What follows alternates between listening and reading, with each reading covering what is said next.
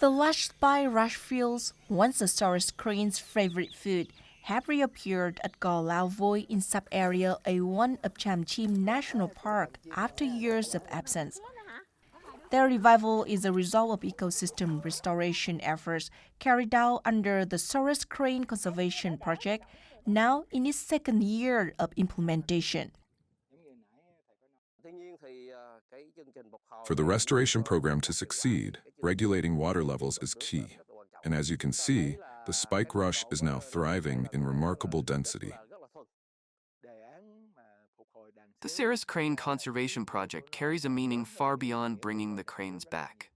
It is about restoring the natural ecosystem of Tram Chim. These vast spike rush meadows evoke the landscape of the ancient Dong Thap Mui. Not only in Go Lao Voi, but across other parts of the forest, including areas ravaged by fire in June last year, the ecosystem is now showing signs of regeneration.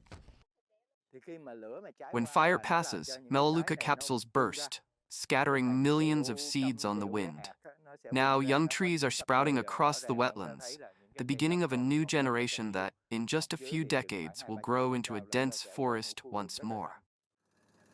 This flood season, Chim National Park offers visitors a striking glimpse of the acid soil ecosystem, now vividly revived. Whitewater lilies, yellow bladderwort, and a variety of submerged plants now flourish here, the hallmark of the old Dong Thap Mui wetlands. Their return signals that water management is on the right track, with the vegetation in Tram Chim's core zone reflecting 2 years of effective ecosystem restoration.